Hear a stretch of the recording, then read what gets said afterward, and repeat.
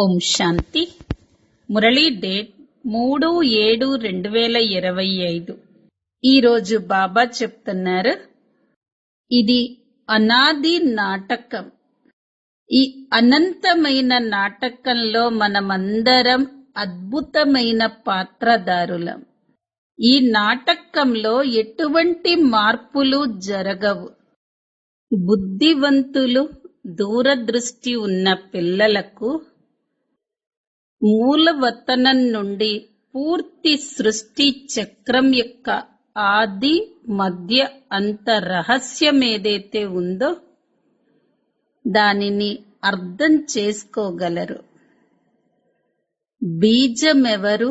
వృక్షం యొక్క పూర్తి జ్ఞానం వారి బుద్ధిలో ఉంటుంది. ఈ అనంతమైన నాటకంలో ప్రతి ఆత్మ పాత్రధారి శరీరాన్ని ధరించి పాత్ర వహిస్తారు. ఆది నుండి సత్యుగం నుండి కలియుగం వరకు పాత్రను అభినయించాలి. ఈ జగన్నాటక నియమమేంటి అంటే, ఒక్కసారి వచ్చిన వాళ్ళు మధ్యలో తిరిగి వెళ్ళరు. నాటకం పూర్తయినాకనే తిరిగి వెళ్తారు. బుద్ధిని జ్ఞాన చింతనలో బిజీగా ఉంచుకోవాలి. సమయం లభించినప్పుడల్లా ఏకాంతంలో కూర్చొని విచార సాగర మంతన చెయ్యాలి.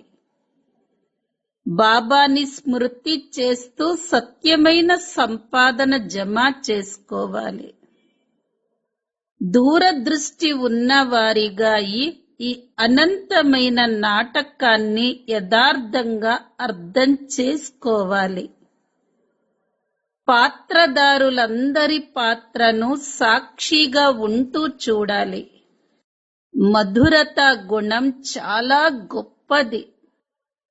మధురత యొక్క విశేషతను ధారణ చేసినట్లయితే చేదుగా ఉండే భూమి కూడా మధురంగా అయిపోతుంది.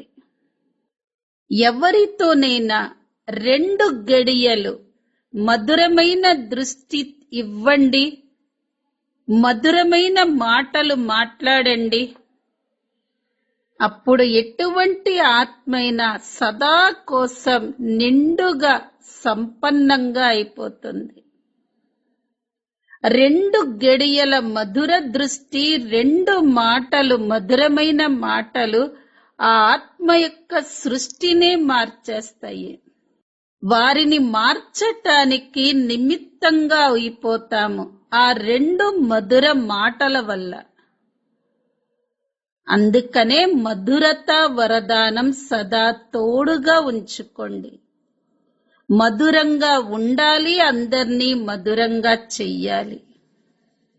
ప్రతి పరిస్థితులలో రాజీగా అంటే సంతోషంగా ఉంటే రాజయుక్తంగా అయిపోతారు. ఎవరం మనందరం? మధురత వరదానం పొందిన శ్రేష్ఠ ఆత్మలం. మన యొక్క మధురతతో అనేకుల జీవితాలలో పరివర్తన తీసుకురావచ్చు. ఈ రోజటి మధుర మహావాక్యాలు, మధురమైన పిల్లలు, ఈ అనంతమైన నాటకంలో మీరు అద్భుతమైన పాత్రధారులు. ఇది అనాది నాటకం. ఇందులో ఎటువంటి మార్పులు జరగవు.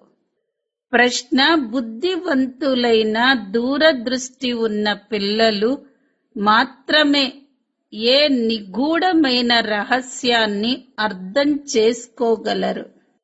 జవాబు: మూలవతనం నుండి పూర్తి సృష్టి చక్రపు ఆది, మధ్య, అంతముల గుహ్య రహస్యం ఏదైతే ఉందో దానిని దూరదృష్టి కలిగిన పిల్లలు మాత్రమే అర్థం చేసుకోగలరు. బీజము, వృక్షముల పూర్తి జ్ఞానం వారి బుద్ధిలో ఉంటుంది. ఈ అనంతమైన నాటకంలో ఆత్మారూపి పాత్రధారి ఏదైతే శరీరాన్ని ధరించి పాత్ర అభినయిస్తూ ఉందో అది సత్యుగం నుండి కలియుగం వరకు పాత్రను అభినయించాలి. ఏ పాత్రధారి కూడా మధ్యలో తిరిగి వెళ్ళలేరు.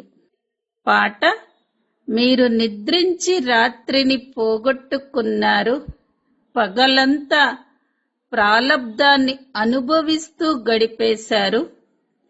సంపాదించుకునే సమయం సంగమ సమయమే. ఓం శాంతి. ఈ పాటను పిల్లలు విన్నారు. ఇందులో కొన్ని పదాలు రైట్, కొన్ని పదాలు తప్పుగా కూడా ఉన్నాయి. సుఖంలో అయితే స్మరణ చెయ్యరు, దుఃఖం కూడా తప్పకుండా రానే రావాలి.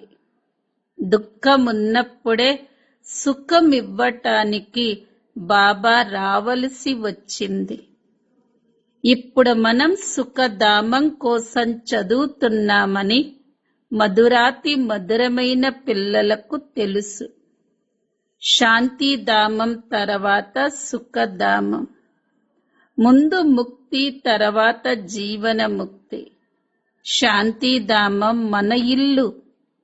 అక్కడ ఏ పాత్రను అభినయించటం జరగదు. పాత్రధారులు ఇంటికి వెళ్ళిపోతారు. అక్కడ ఏ పాత్రను అభినయించరు. పాత్రను స్టేజ్ పైనే అభినయిస్తారు. అలా ఇది కూడా నాటక రంగమే. హద్దు నాటకం ఎలా ఉంటుందో అలాగే ఇది అనంతమైన నాటకం. దీని ఆది మధ్య అంత రహస్యాలను బాబా తప్ప వేరెవరూ అర్థం చేయించలేరు. వాస్తవానికి ఈ యాత్ర లేక యుద్ధము అనే శబ్దం కేవలం అర్థం చేయించేందుకే ఉపయోగపడుతుంది. ఇందులో యుద్ధము మొదలైనవేవీ లేవు. యాత్ర అనే శబ్దం కూడా ఉంది. మిగిలింది స్మృతి. స్మృతి చేస్తూ చేస్తూ పావనంగా అవుతారు. ఈ యాత్ర ఇక్కడే పూర్తి కూడా అవుతుంది. ఎక్కడికి వెళ్ళనవసరం లేదు. పావనంగా అయ్యి మన ఇంటికి వెళ్ళాలి అని పిల్లలకు అర్థం చేయించబడింది. అపవిత్రులు వెళ్ళలేరు. స్వయాన్ని ఆత్మగా భావించాలి. ఆత్మనైన నాలో పూర్తి చక్రంలోని పాత్ర ఉంది. ఇప్పుడు ఆ పాత్ర పూర్తయింది. నన్ను స్మృతి చెయ్యండి అని బాబా చాలా సులభమైన సలహానిస్తున్నారు. మీరు ఇక్కడే కూర్చొని ఉన్నారు, ఎక్కడికి వెళ్ళరు. నన్ను స్మృతి చేస్తే పావనంగా అవుతారని బాబా వచ్చి చెప్తున్నారు. ఏ యుద్ధమూ లేదు. స్వయాన్ని తమో ప్రధానం నుండి సతో ప్రధానంగా చేసుకోవాలి. మాయపై విజయాన్ని పొందాలి. 84 జన్మల చక్రం పూర్తవ్వాలి. భారతదేశం సతో ప్రధానంగా ఉండేదని పిల్లలకు తెలుసు.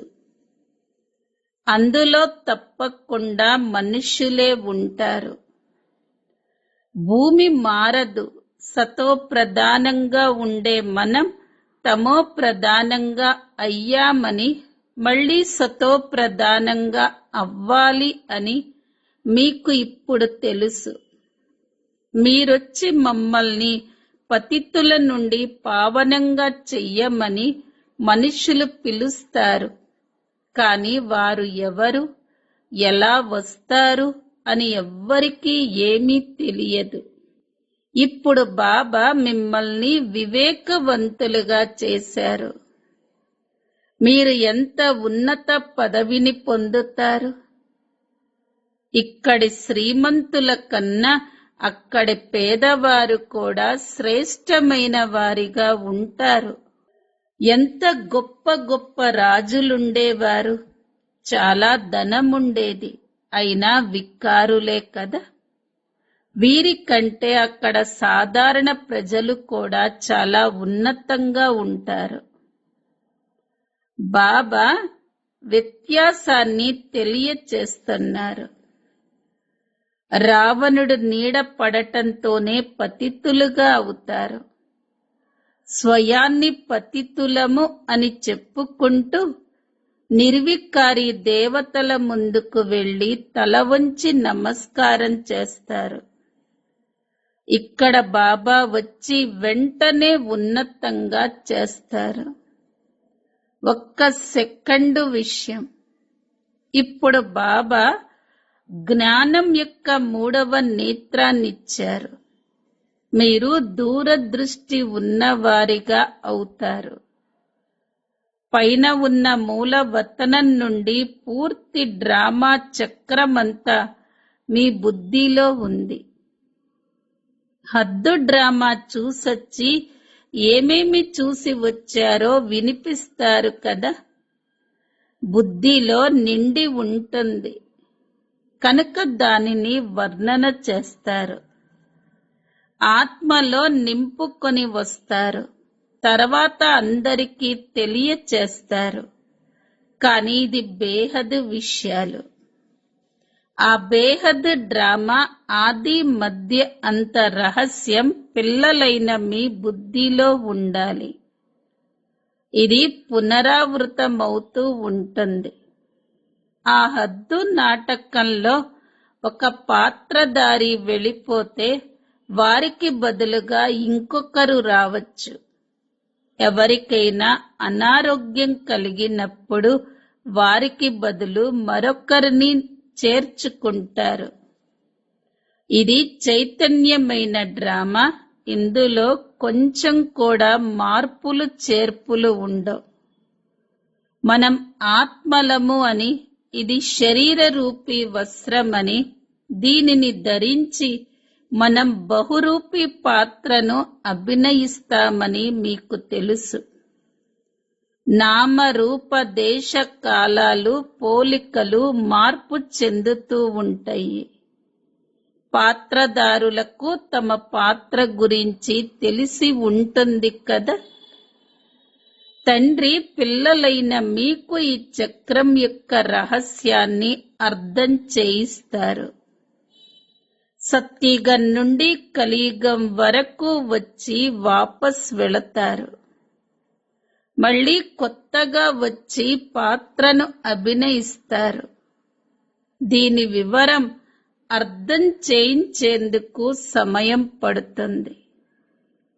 బీజంలో భలే జ్ఞానం ఉంది, అయినా అర్థం చేయించేందుకు సమయం పడుతుంది కదా. మీ బుద్ధిలో పూర్తి బీజము వృక్షముల రహస్యం ఉంది. అయినా ఎవరైతే మంచి వివేకవంతులుగా ఉంటారో వారే దీని బీజము పైన ఉందని, దీని ఉత్పత్తి పాలన సంహారాలు ఎలా జరుగుతాయో అర్థం చేసుకుంటారు. అందుకే త్రిమూర్తులను కూడా చూపించారు. ఈ వివేకాన్ని బాబా ఇస్తున్నారు. వేరే ఇతర మనుష్యులు ఇవ్వలేరు. ఇక్కడికి వచ్చినప్పుడే అర్థం చేసుకుంటారు. అందుకే ఇక్కడకు వచ్చి అర్థం చేసుకోండి అని మీరు అందరికీ చెప్తారు. ఒక్కొక్కరు చాలా కఠినంగా ఉంటారు. అలాంటి వారు మాకు వినవలసిన అవసరం లేదు అని అంటారు. కొందరు వింటారు కూడా. కొందరు పుస్తకాలు తీసుకుంటారు, కొందరు తీసుకోరు. ఇప్పుడు మీ బుద్ధి చాలా విశాలంగా దూరదృష్టి కలదిగా అయ్యింది. 3 లోకాలు మీకు తెలుసు. మూలవతనం నిరాకార ప్రపంచము అని అంటారు. పోతే సూక్ష్మవతనం మాటేమీ లేదు. సంబంధమంతా మూలవతనం స్థూలవతనంతోనే ఉంది. ఈ సూక్ష్మవతనం కొంత సమయం వరకు మాత్రమే ఉంటుంది. ఆత్మలంతా పైనుండి పాత్రను అభినయం చేసేందుకు ఇక్కడకే వస్తారు. ఈ వృక్షంలో అన్ని ధర్మాలు నెంబర్ వారీగా ఉన్నాయి. ఇది చాలా ఖచ్చితమైన మనుష్యుల వృక్షం. కొద్దిగా కూడా వెనక ముందు జరగదు. ఆత్మలు కూడా వేరే ఏ స్థానంలో ఉండలేవు. ఎలాగైతే ఆకాశంలో నక్షత్రాలు నిలిచి ఉంటాయో అలా ఆత్మలు బ్రహ్మతత్వంలో నిలిచి ఉంటాయి. నక్షత్రాలు పెద్దవిగా ఉన్నప్పటికీ దూరం నుండి చిన్నవిగా కనిపిస్తాయి. కానీ ఆత్మలు చిన్నవిగా పెద్దవిగా ఉండవు, వినాశనం అవ్వవు. మీరు స్వర్ణిమ యుగానికి వెళ్ళి మళ్ళీ ఇనుప యుగానికి వస్తారు.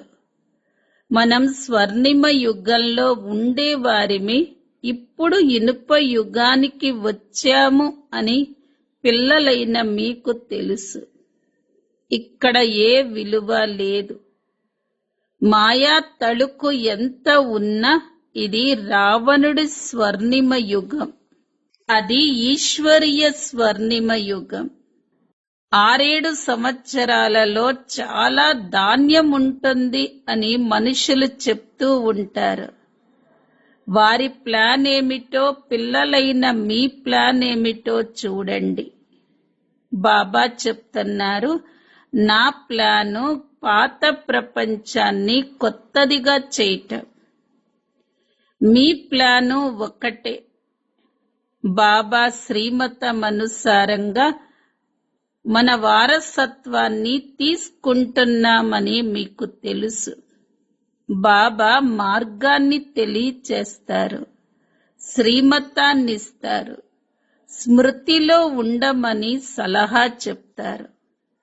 మతము అన్న శబ్దం ఉంది కదా, సంస్కృత శబ్దాలను బాబా చెప్పారు. బాబా హిందీలోనే అర్థం చేయిస్తూ ఉంటారు. భాషలు అనేకమున్నాయి కదా, అనువాదకులు లేక వివరించువారు కూడా ఉంటారు. వారు విని మళ్ళీ వినిపిస్తారు. హిందీ, ఇంగ్లీషు చాలా మందికి తెలుస్తుంది. ఇంట్లో ఉండే మాతలు అంతగా చదవలేరు. ఈ రోజుల్లో మన దేశం వారు విదేశాలకు వెళ్లి ఆంగ్ల భాష నేర్చుకుంటారు. ఇక్కడకు వచ్చిన తర్వాత కూడా ఆంగ్లమే మాట్లాడుతూ ఉంటారు, హిందీ మాట్లాడలేరు.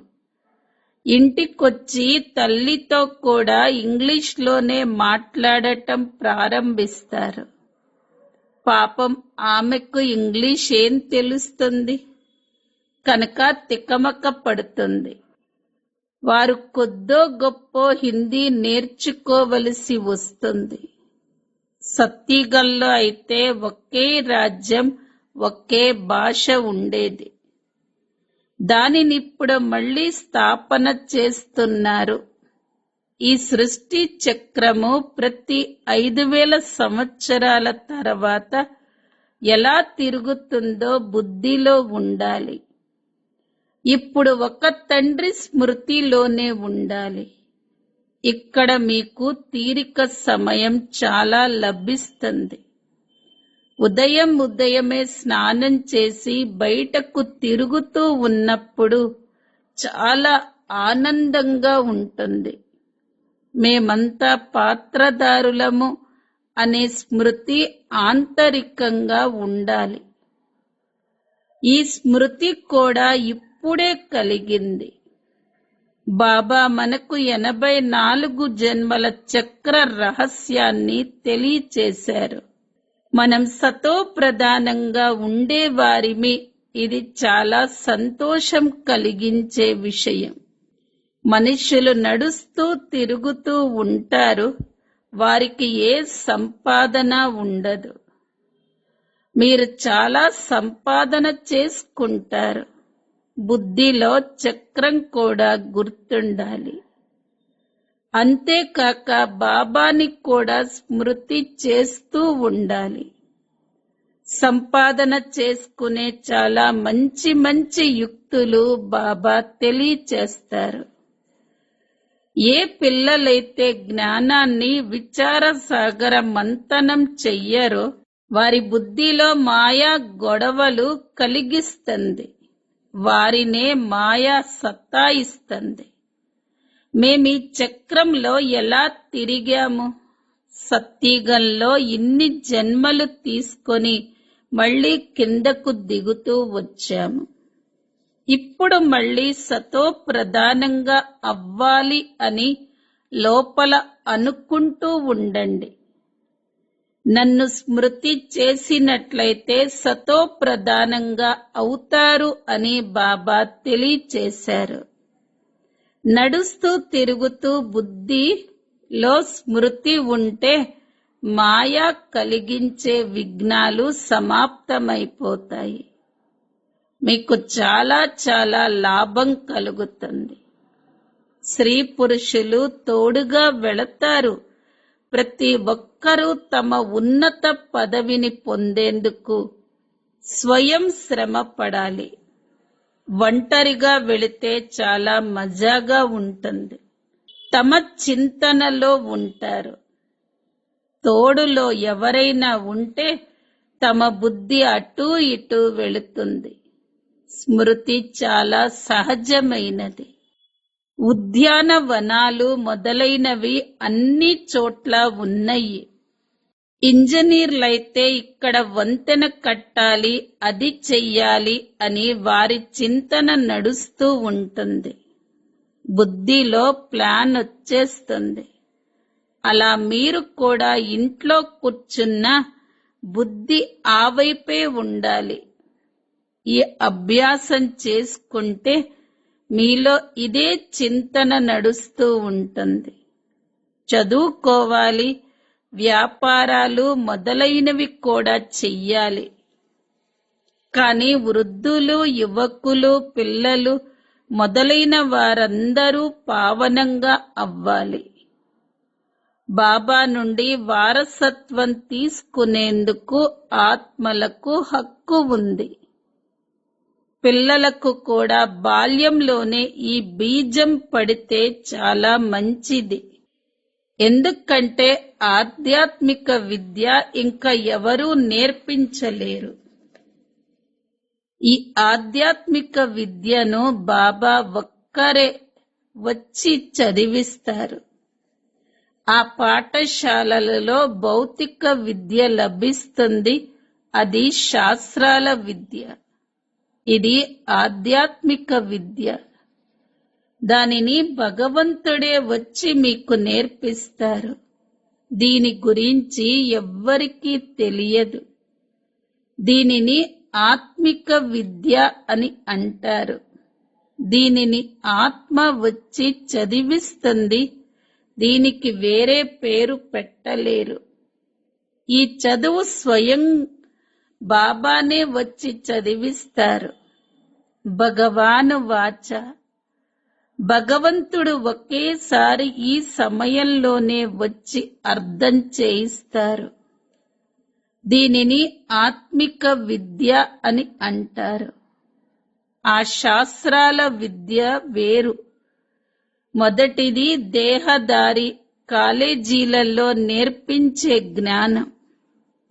రెండవది ఆధ్యాత్మిక శాస్త్రాల విద్య.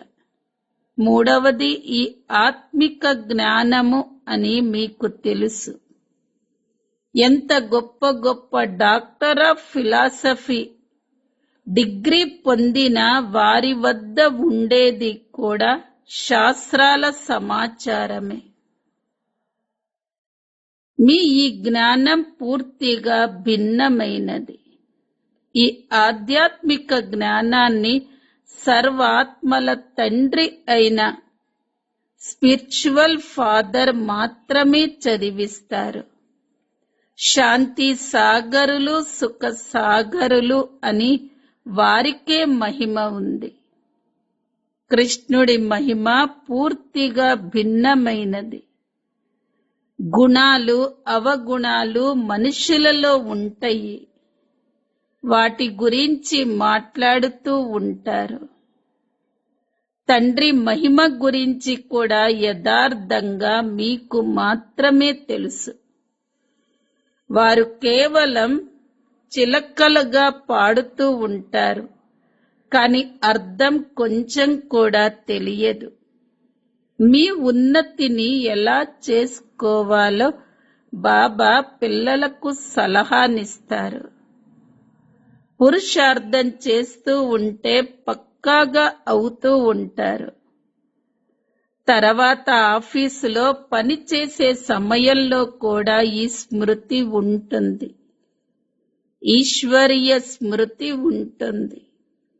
మాయా స్మృతి అర్ధకల్పం నడిచింది. ఇప్పుడు బాబా కూర్చొని యథార్థ రీతిగా అర్థం చేయిస్తున్నారు. మేము ఎలా ఉండేవారిమి, ఇప్పుడు ఎలా అయ్యాము అని స్వయాన్ని పరిశీలించుకోండి.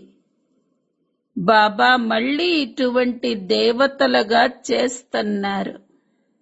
ఇది పిల్లలైన మీరు కూడా నెంబర్ వారి పురుషార్థమనుసారంగా తెలుసుకున్నారు. బాబా కూడా పాత్రను అభినయించేందుకు భారతదేశంలోనే వస్తారు. మీరు కూడా ఆది సనాతన దేవీ దేవత ధర్మం వారు కదా. మీరు పవిత్రంగా అవ్వాలి, లేకుంటే చివర్లోకి వస్తారు. అప్పుడేం సుఖం అనుభవిస్తారు?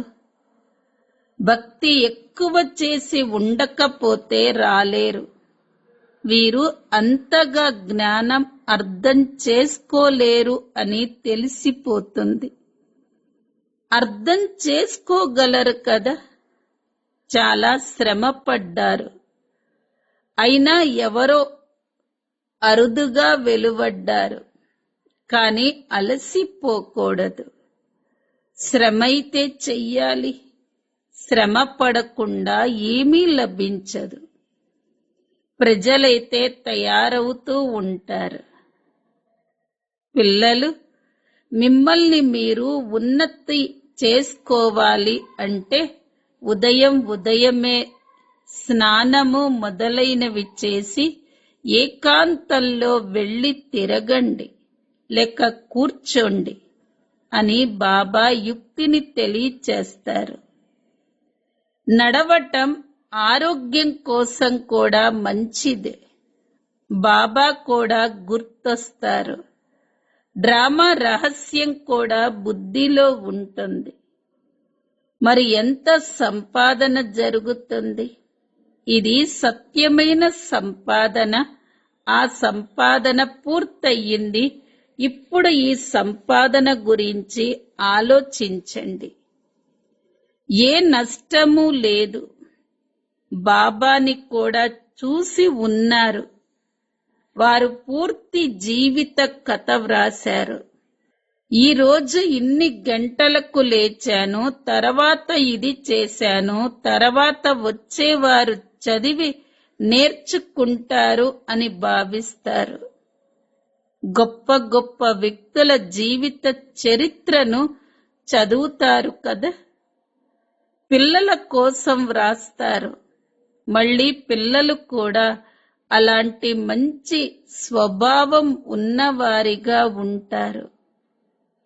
ఇప్పుడు మీరు పురుషార్థం చేసి సతో ప్రధానంగా అవ్వాలి.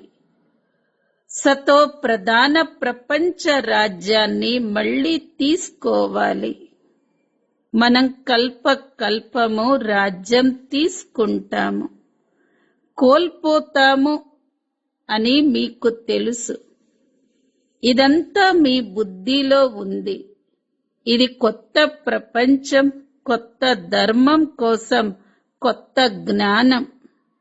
కనుక త్వరగా పురుషార్థం చెయ్యమని మధురమైన పిల్లలకు అర్థం చేయిస్తారు.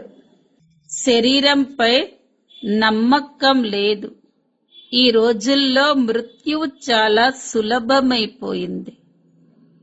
అక్కడ అమరలోకంలో ఎప్పుడూ ఇలాంటి మృత్యువు ఉండదు. ఇక్కడ కూర్చొని ఉండగానే ఎలా మరణిస్తారో గమనించండి. అందువలన మీరు పురుషార్థం చేస్తూ ఉండండి, జమ చేసుకుంటూ ఉండండి.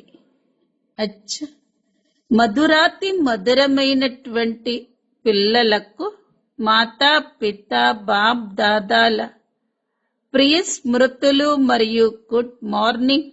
ఆత్మిక పిల్లలకు ఆత్మిక తండ్రి నమస్తే.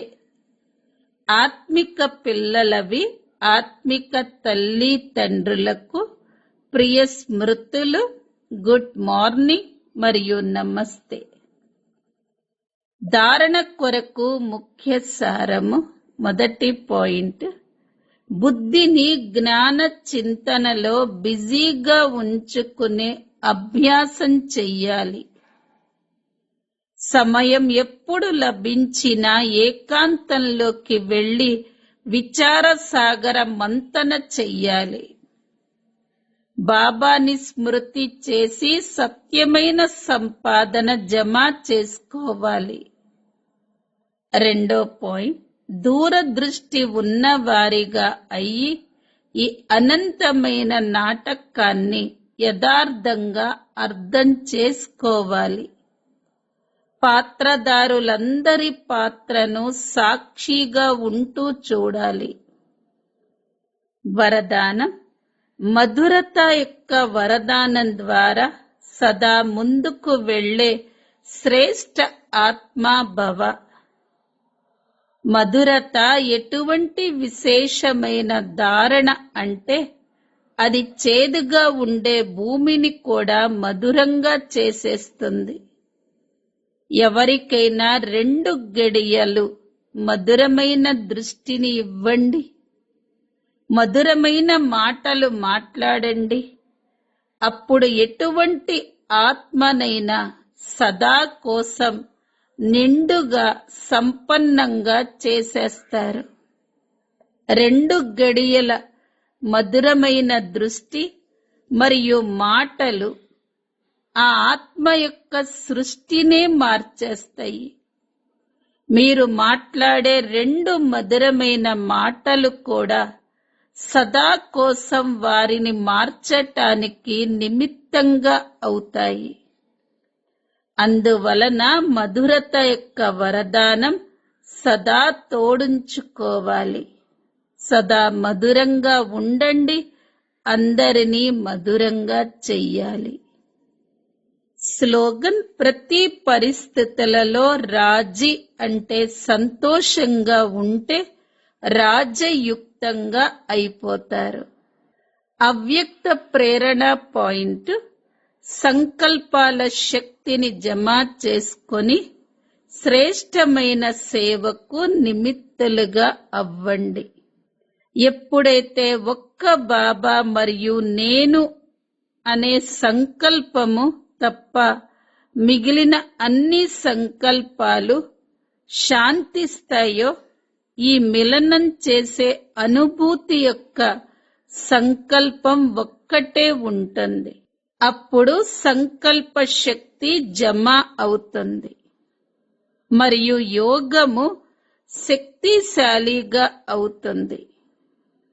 అందుకు ఇముడ్చుకునే లేక సర్దుకునే శక్తి ధారణ చెయ్యండి.